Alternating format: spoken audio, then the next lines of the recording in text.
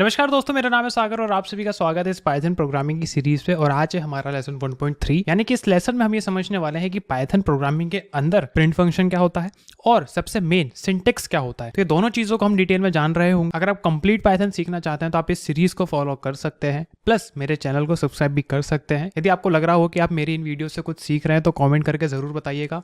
तो चलिए आज की वीडियो करते हैं स्टार्ट। मैं आपको प्रिंट फंक्शन के बारे में समझाऊं या फिर सिंटेक्स क्या होता है वो समझाऊं, उसके पहले मैं यहाँ पे एक रियल लाइफ एग्जांपल लूंगा। मान लीजिए कि आप एक एटीएम का यूज कर रहे हो और आपने अपना कार्ड डाला और पिन एंटर किया। अब आपको स्क्रीन पर कुछ ऑप्शंस दिखते हैं, राइट, जैसे कि withdraw, balance enquiry, mini statement वगैरह वगैरह। क्या आपको पता है कि ये जो ऑप्शंस जो आपको स्क्रीन पे दिखते हैं, इनको दिखाने के लिए यहाँ पे प्रिंट फंक्शन का यूज किया गया है। अगर प्रिंट फंक्शन नहीं होता तो आपको स्क्रीन पर कुछ भी नहीं दिखता और आप एटीएम मशीन से कुछ भी नहीं कर पाते, ना पैसा निकाल पाते ना कुछ कर पाते, राइट। अब यहाँ पे आप प्रिंट फंक्शन का मतलब धीरे धीरे समझ रहे होंगे कि ये कुछ ऐसी चीज होती है जिसका यूज करके हम स्क्रीन पर कुछ दिखा सकते हैं, कुछ प्रिंट करवा सकते हैं, राइट। अब प्रिंट फंक्शन का जो यूज है वो पाइथन में बहुत ही यूजफुल है, क्योंकि भैया आप इससे अपने कोड का आउटपुट देख सकते हैं या अपने कोड में कोई मैसेज लिखवा सकते हैं। अब यहाँ पे जो मेरे भाई बहन बिगिनर ये वीडियो देख रहे हैं, उन्होंने ये एक वर्ड सुना आउटपुट। अब इसका मतलब क्या होता है? तो देखो, आउटपुट का मतलब सिंपल ही होता है कि आपके कोड जो भी आपने लिखा उसका रिजल्ट या फिर आउटकम, राइट। अब ऑब्वियसली जब आप कोई प्रोग्राम लिखेंगे तो उसका आउटपुट तो हमें चाहिए ही होगा, दिखेगा कैसे, प्रिंट कैसे होगा, तो वहां पे प्रिंट फंक्शन का यूज होता है। अभी यहाँ पे मैंने कोई भी टेक्निकल डेफिनेशन से आपको नहीं समझाया, सिंपल नॉर्मल लैंग्वेज से समझाया है। मैं आपको भी समझाता हूँ टेक्निकल लैंग्वेज में भी, बट सबसे पहले नॉर्मल हम as a real life example समझते हैं कि ये होता क्या है। तो प्रिंट एक इंपॉर्टेंट फंक्शन है पाइथन प्रोग्रामिंग में जो हमारे प्रोग्राम के आउटपुट को डिस्प्ले करने में मदद करता है। अब इस फंक्शन का उपयोग हम टेक्स्ट, नंबर्स, वेरिएबल्स और भी बहुत सी ऐसी तमाम चीजें हैं जिनको स्क्रीन पर दिखाने के लिए करते हैं। आई होप यहाँ तक आपको समझ में आ गया होगा। अब समझते हैं कि इसका सिंटेक्स क्या होता है, यानी कि प्रोग्राम लिखने के कुछ रूल्स। डोंट वरी, मैं सिंटेक्स को और भी ज्यादा अच्छे से आपको इस वीडियो में समझाऊंगा, बट अभी सिर्फ इतना समझो कि प्रिंट फंक्शन का सिंटेक्स क्या होता है। देखो, प्रिंट फंक्शन का सिंटेक्स बहुत ही सिंपल होता है। जैसे सिंपल आपको सिर्फ यहाँ पे प्रिंट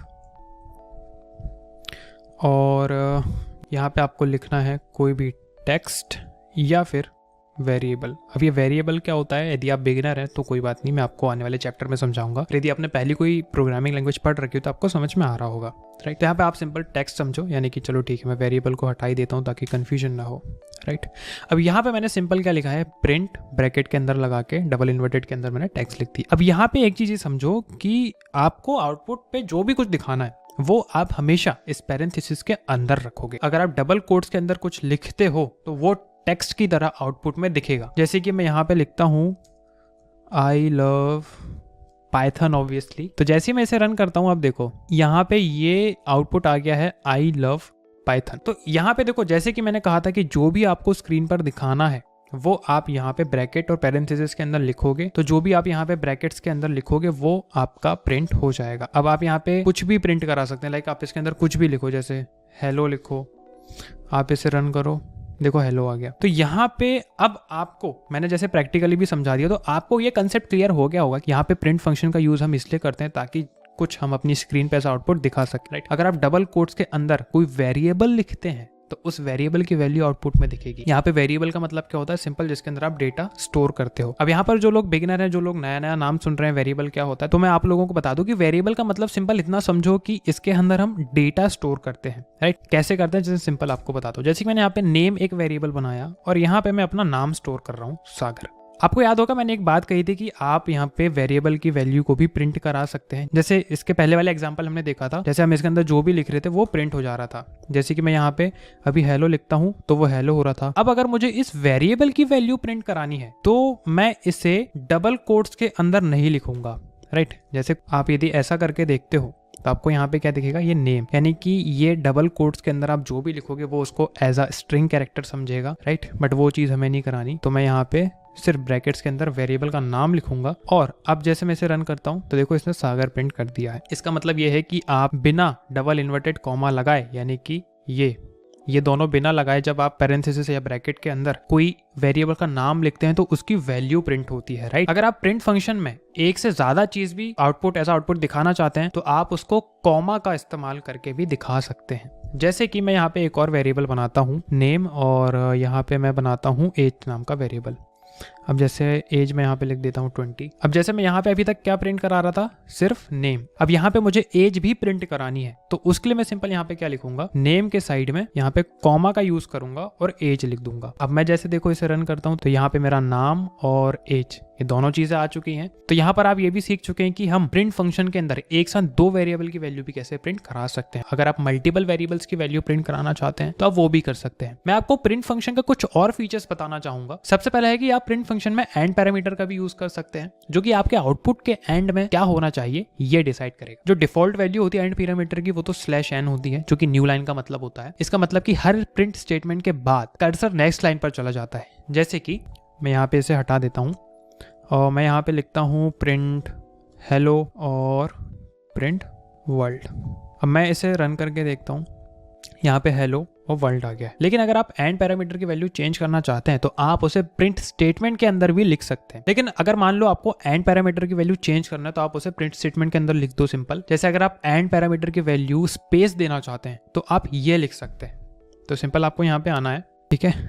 सबसे पहले कॉमा देंगे हम यहाँ पे, एंड लिखेंगे और ये, ठीक है। अब जैसे मैं इसे रन करके देखता हूँ, अब इस कोड को रन करने पर आपकी स्क्रीन पे ये चीज़ दिख जाएगी। तो यहाँ पे ये हेलो वर्ल्ड के बाद कोई स्पेस नहीं दिख रहा है, मतलब चिपका चिपका सा लग रहा है। तो मैं यहाँ पे सिंपल एक स्पेस देता हूँ और फिर से इसे रन करते हैं। तो अब यहाँ पे देखो एक स्पेस आ गया है। तो एंड पैरामीटर की वैल्यू आप यहाँ पे कुछ भी दे सकते हो। जैसे मान लो कि मैं एक्सक्लेमेशन मार्क दे देता हूँ। अब इसे रन करके देखते हैं तो ये देखो, ये हेलो वर्ल्ड, राइट, ये चीज़ आ गई। तो ये जो भी था ये प्रिंट फंक्शन के बारे में एक बेसिक इंट्रोडक्शन था। इस फंक्शन का इस्तेमाल हम बाद में और भी बहुत सारे एग्जांपल्स में करेंगे, बहुत सारे प्रैक्टिस क्वेश्चंस भी हम सॉल्व करेंगे। एक इंपॉर्टेंट टर्म रहेगा ये जो आपको समझना बेहद जरूरी है, वो है सिंटेक्स। ये वर्ड मैंने यूज किया था जब मैं आपको प्रिंट स्टेटमेंट के बारे में समझा रहा था। तो चलिए जाने सिंटेक्स का मतलब क्या होता है। अब सिंटेक्स मतलब कि प्रोग्रामिंग लैंग्वेज में लिखने के कुछ नियम या फिर रूल्स, यानी कि आप यदि ये नियम तोड़ोगे तो भैया आपको फिर एरर देखना पड़ेगा। सिंटेक्स बताता है कि आपका प्रोग्राम किस तरह से लिखा होना चाहिए ताकि कंप्यूटर उसको समझ सके और एग्जीक्यूट कर सके। अब पाइथन का सिंटेक्स बहुत ही इजी और अलग है दूसरी प्रोग्रामिंग लैंग्वेज के मुकाबले, जैसे कि C++, जावा, सी या जावास्क्रिप्ट। मैं सिंपल कुछ 3 पॉइंट्स लेके आपको समझाता हूँ कि पाइथन का सिंटेक्स अदर प्रोग्रामिंग लैंग्वेज के कंपैरिजन में कैसे आसान है। Number 1 is less boiler plate. Python में आपको कम लाइन्स ऑफ कोड लिखने पड़ते हैं दूसरी लैंग्वेजेस के मुकाबले, जैसे कि C++ और जावा में। अब पाइथन में वर्बोस सिंटेक्स और कॉम्प्लेक्स डिक्लेरेशंस नहीं होते जो दूसरे लैंग्वेजेस में कॉमन होते हैं। यानी कि मैं आपको यहाँ पे जैसे इसको हटा देता हूँ। जैसे कि आपने देखा कि हम यहाँ पे यदि पाइथन में हमें कुछ प्रिंट करना है तो हम यहाँ पे सिंपल क्या लिखते हैं, हेलो वर्ल्ड, और ये प्रिंट हो जाता है। अब जैसे मैं एक और नई फाइल बनाता हूँ यहाँ पे C++ की, ठीक है, और मैं यहाँ पे एक C++ का प्रोग्राम लिखता हूँ। अब वैसे मेरे इसमें C++ तो इंस्टॉल है नहीं तो ये रन होगा नहीं, बट या मैं आपको बॉयलर प्लेट लिख के बता देता हूँ कि ये कैसे प्रिंट होता है। यहाँ पे ये C प्रोग्राम में हमने लिखा हेलो वर्ल्ड। जैसे मैं इसको सेव कर लेता हूँ सबसे पहले, तो आप देखो यहाँ पे जैसे ये C प्रोग्राम में मुझे हेलो वर्ल्ड प्रिंट करने की ज़्यादा माथापच्ची करनी पड़ी, बट पाइथन में it's very simple, just 1 line and आपका काम हो जाएगा। नंबर 2 बात कर लेते हैं डायनामिक टाइपिंग की। अब ये टर्म मैं आगे और अच्छे से समझाऊंगा, बट जो ऑलरेडी किसी प्रोग्रामिंग लैंग्वेज को सीख चुके हैं तो वो ये बात समझ जाएंगे। बट जो मेरे भाई बहन ये बिगिनर इस वीडियो को देख रहे हैं, यदि आपको ये चीज़ समझ में ना आए तो आप इस चीज़ को स्किप कर दो। टेंशन लेने वाली बिल्कुल बात नहीं, मैं आगे वीडियोज में जरूर समझाऊंगा। तो देखो, डायनामिक टाइपिंग मतलब कि आपको वेरिएबल्स का टाइप पहले से डिक्लेयर नहीं करना पड़ता। वेरिएबल टाइप मतलब कि आपका वेरिएबल किस तरह का डेटा स्टोर कर रहा है, जैसे ये नंबर स्टोर कर रहा है या स्ट्रिंग कर रहा है या फिर लिस्ट कर रहा है, फिर जो कुछ भी। अब दूसरे लैंग्वेज जैसे C या C++ में आपको भैया ये वेरिएबल का टाइप स्पेसिफाई करना जरूरी है। तो जैसे अगेन अब मैं यहाँ पे एक वेरिएबल बनाता हूँ num = 10। ये मैं पाइथन में कोड लिख रहा हूँ और यहाँ पे मैंने सिंपल ये num लिख दिया। मैं जैसे इसे रन करूँगा तो इसने सिंपल यहाँ पे 10 प्रिंट कर दिया। अब यदि आप C या C++ में ये चीज़ करते हो तो आपको इतनी माथापच्ची करनी पड़ेगी। तो ये था C++ का एक कोड जिसमें आपको वेरिएबल को प्रिंट करने के लिए इतनी माथापच्ची करनी पड़ेगी। और पाइथन में it's very simple. Like difference आपकी नज़रों के सामने है। मैं यहाँ पे कोई बड़ाई नहीं करूंगा पाइथन की, सिर्फ आपके सामने मैं वही चीज़ रख रहा हूँ जो अदर लैंग्वेज से इसको हटके बनाती है। देन नंबर 3, नो सेमीकोलंस और ब्रैकेट्स। C और C++ और जावास्क्रिप्ट के अलावा पाइथन में सेमीकोलंस का इस्तेमाल नहीं होता स्टेटमेंट्स एंड करने के लिए, और कर्ली ब्रेसेस का इस्तेमाल भी नहीं होता कोड ब्लॉक डिफाइन करने के लिए। यहाँ पे इंडेंटेशन ही काफी है। अब इंडेंटेशन क्या होता है अगली वीडियो में समझेंगे, बट सिर्फ इतना समझो, जैसे यहाँ पे क्या हो रहा था, ये यहाँ पे ये सेमीकोलन यूज करना पड़ रहा है बार बार, राइट, और ये हमने इसको ब्रैकेट्स के अंदर रखा है, कर्ली ब्रैकेट्स के अंदर रखा है। बट पाइथन में हमने ना भैया कोई सेमीकोलन यूज करा है, ना कोई ब्रैकेट्स बनाए बड़े से, कुछ भी नहीं है। अब इन फैक्टर से पाइथन का सिंटेक्स बिगनर फ्रेंडली हो जाता है और नए प्रोग्रामर्स को सीखने में बहुत ज्यादा आसानी होती है। तो ये था सिंटेक्स के बारे में बेसिक इन्फॉर्मेशन। आई होप आपको समझ में आया होगा।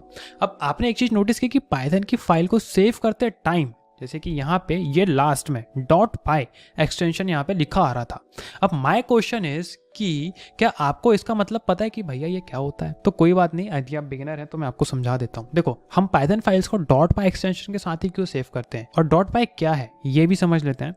तो देखो, .py एक्सटेंशन मतलब कि आपकी फाइल में पाइथन का सोर्स कोड है, यानी कि पाइथन का कोड है। अब यहाँ पे सोर्स कोड का मतलब क्या होता है कि आपका प्रोग्राम जो आपने लिखा है उसको हम सोर्स कोड बोलते हैं। अब पाइथन प्रोग्राम को एग्जीक्यूट करने के लिए आपको पाइथन इंटरप्रेटर की जरूरत पड़ती है। पाइथन इंटरप्रेटर मतलब कि एक ऐसा सॉफ्टवेयर जो आपके पाइथन कोड को लाइन बाय लाइन पढ़ता है और उसके हिसाब से काम करता है। अब पाइथन फाइल्स को .py एक्सटेंशन के साथ सेव करने का फायदा यह है कि आपको पता चलता है कि भैया आपकी फाइल में पाइथन का कोड यहाँ पे लिखा हुआ है और फिर आप उसको अपने पाइथन इंटरप्रेटर से रन कर सकते हैं। अगर आप अपनी फाइल को किसी और एक्सटेंशन से सेव करते हैं जैसे ये txt या फिर docx, तो आपको उसको रन करने में प्रॉब्लम हो सकती है, वो रन नहीं होगा क्योंकि पाइथन इंटरप्रेटर उसको समझ ही नहीं पाएगा कि भैया ये किस चीज में आपने कोड लिख दिया है। तो वो कोड पाइथन है बट आपकी जो फाइल है वो किसी और एक्सटेंशन से सेव हुई है, राइट। तो आपको ये चीज हमेशा याद रखनी है कि पाइथन को अपने को भैया .py एक्सटेंशन से सेव करना है। इसका एक और फायदा मैं आपको बताऊं जो शायद आपको थोड़ा सा शॉक कर दे, अमेज कर दे, कि आप अपनी फाइल को किसी और पाइथन प्रोग्राम में इंपोर्ट कर सकते हैं। इंपोर्ट मतलब कि आप एक फाइल में दूसरी फाइल का कोड यूज कर सकते हैं। फॉर एग्जांपल कि यहाँ पे जो मैंने कोड लिखा, मैं यहाँ पे साइड में एक और फाइल बनाऊंगा पाइथन की, जिसमें मैं सिंपल इस फाइल को इंपोर्ट कर लूंगा, यानी कि मुझे दोबारा से कोड लिखने की जरूरत नहीं है। अब ये थोड़ा सा एडवांस है, मतलब एकदम एडवांस भी नहीं बोल सकते बट ये थोड़ा सा आपको एडवांस जा सकता है यदि आप एकदम नए हैं। तो इस चीज को मैं अभी कवर नहीं कर रहा हूँ, मैं आने वाली वीडियोज में जब हम प्रैक्टिस करेंगे बहुत सारी, तब मैं इस चीज को कवर करूंगा। तो आई होप आपको ये लेसन में प्रिंट फंक्शन क्या होता है और सिंटेक्स क्या होता है समझ में आ गया होगा प्रैक्टिकली। यदि आप यहाँ तक बने हुए तो आपकी डेडिकेशन को मेरा सलाम है। उम्मीद करता हूं कि आपको प्रिंट फंक्शन और सिंटेक्स के बारे में समझ में आ गया होगा, प्लस जो मैंने 3 पॉइंट्स करे हैं कंपैरिजन के,